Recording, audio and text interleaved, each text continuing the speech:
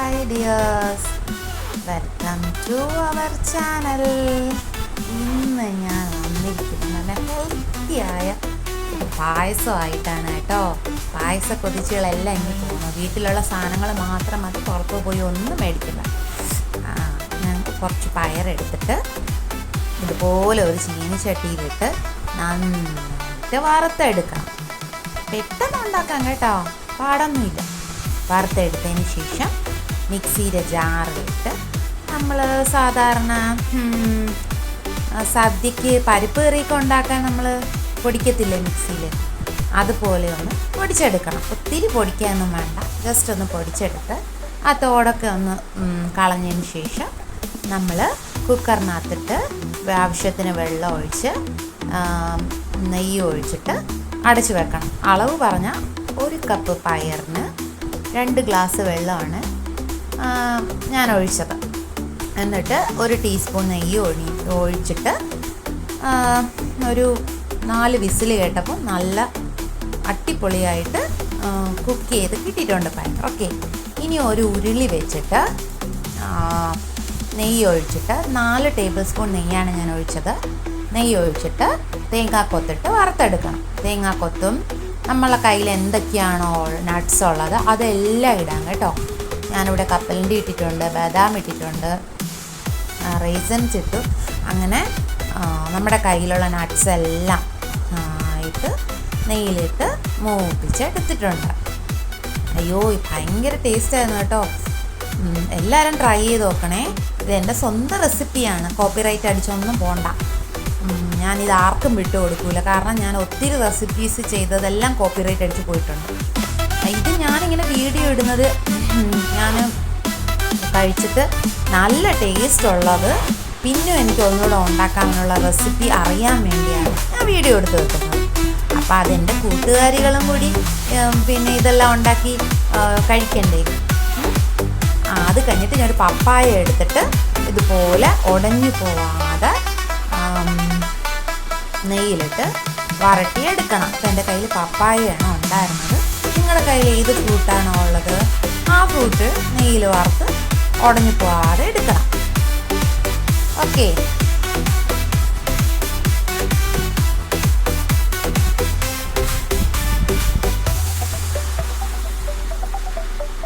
നല്ല മണമായിരുന്നു കേട്ടോ. എന്ത് വീട് മൊത്തം മണമായിരുന്നു.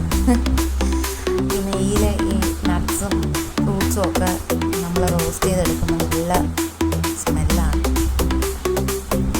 പ്രത്യേകിച്ച് എന്നെ പോലെ കൊതിയുള്ളവർക്കാണെങ്കിൽ കുറച്ചിപ്പോൾ തന്നെ ഈ നട്ട്സും ഈ പപ്പായ ഇട്ട് മിക്സ് ചെയ്തൊന്ന് കഴിച്ചു നോക്കും. വളരെ ടേസ്റ്റാണ് കേട്ടോ. പക്ഷെ പായസത്തിൽ ഇടാൻ വെച്ചേക്കണേ.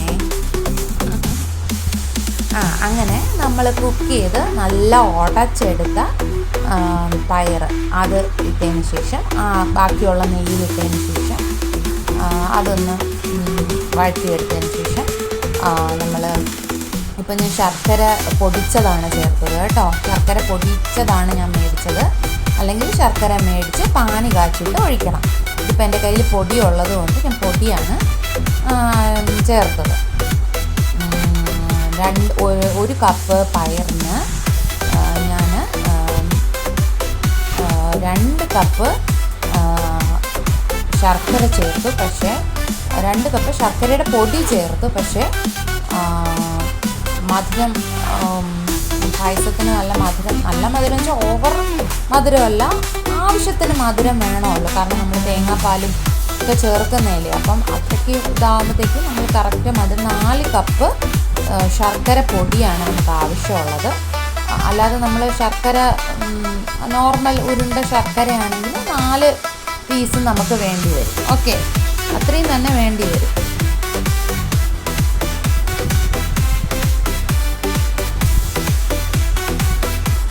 നന്നായിട്ട്